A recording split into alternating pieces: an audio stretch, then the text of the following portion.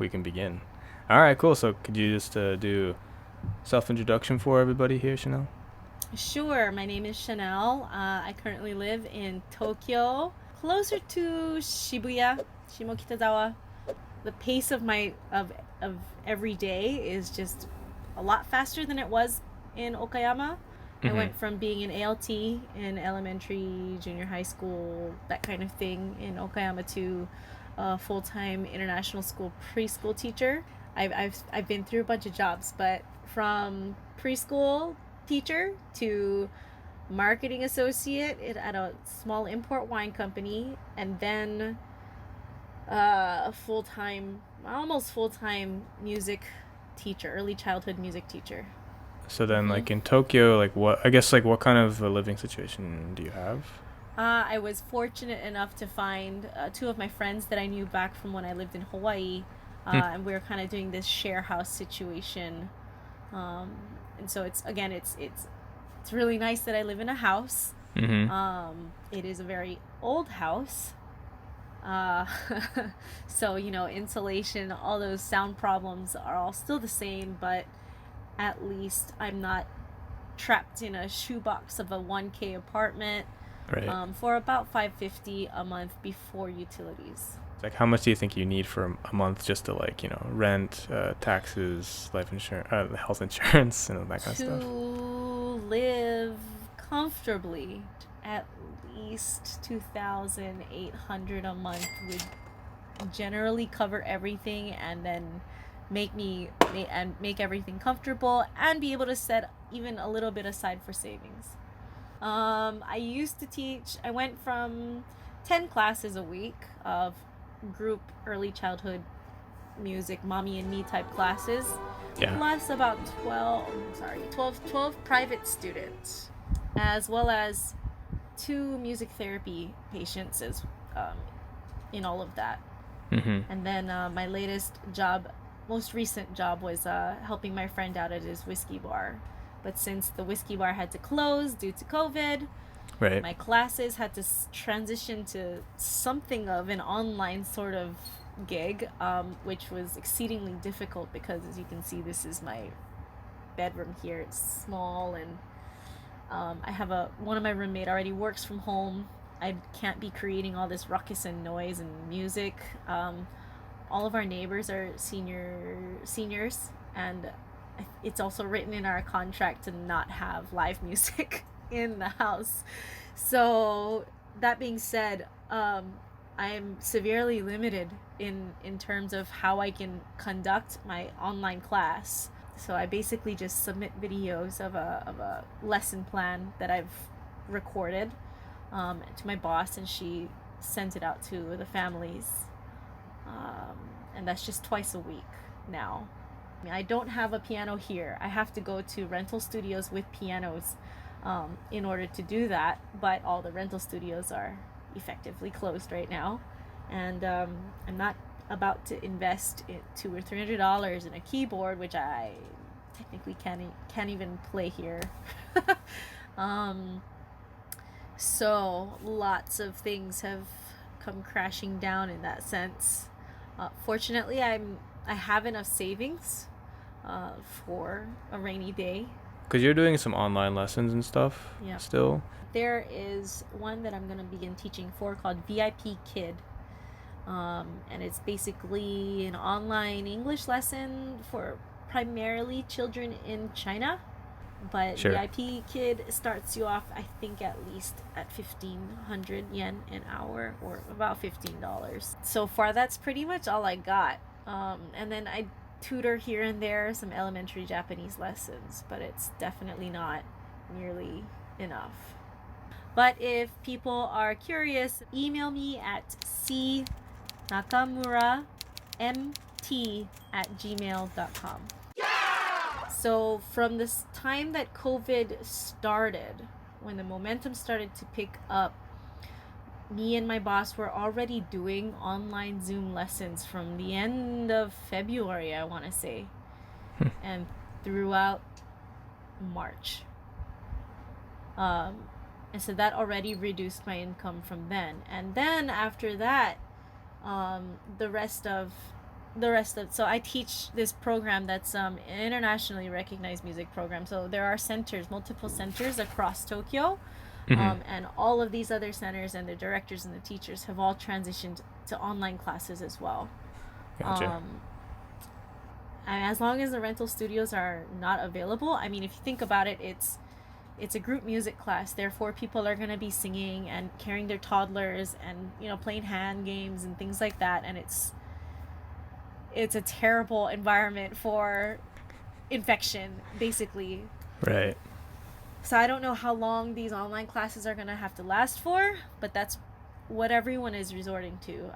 Other piano teachers I know converted to online lessons. With everyone's financial situations and whatnot, music lessons, if you think about it, at the end of the day, are kind of a privilege. So if families are financially secure and well enough to do that, then wonderful. But aside from that, many families have dropped, um, things like this. Right. So I think everyone's kind of struggling across the board. And has there been any sort of like government type of resource at all for you to apply Aside for? Or no? from the Jumayan ridiculousness, no, not really. I applied to the U.S. stimulus as well, but I haven't received anything yet. So you said like the Jumayan, like ridiculousness. So, like what? Yeah. What's Can you tell me more about that? Sure. They say that, there are two ways to apply for it. One is through snail mail, the paper application that your local shiakusho is supposed to send to you, and you Right. fill it out that way. Um, However, Tokyo hasn't really figured out yet. No details have come out yet about when all of this paperwork will be dished out, and which, if it's done on a ward to ward basis or if it's just Tokyo toll. And then regarding the second method, which is via website, if you'd like to sign up through your computer, you need to also have an IC card reader. And at the end of the day, you need to have a My Number card, the one that has the microchip and a QR code or something on it.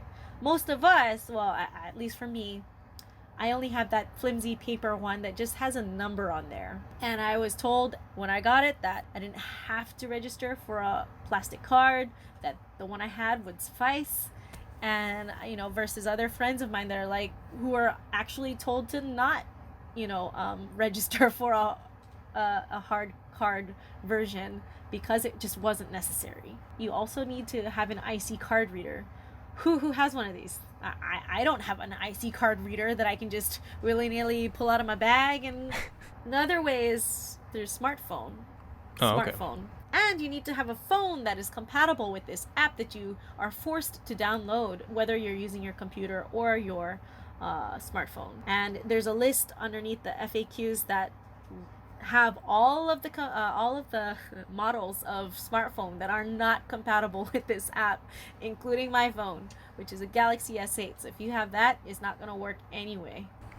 But even if you do get the Jumayan, which is about $1,000, like, that only covers like a little more than a third of what your monthly living cost is.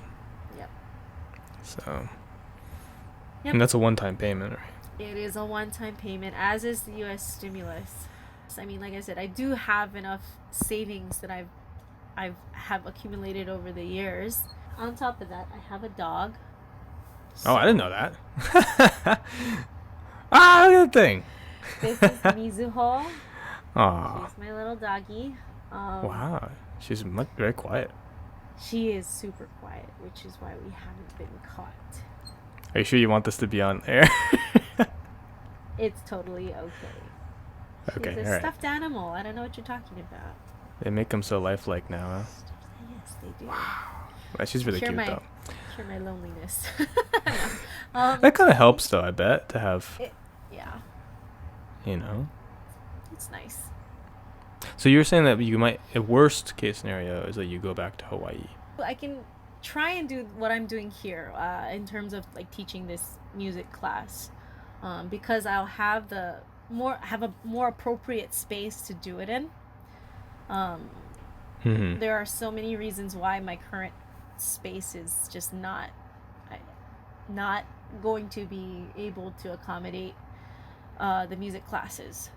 But if I were to go back home, lots of other ways to soundproof things that I can't do here. And I feel like I would be imposing less because I have two roommates here and who both have to work from home now.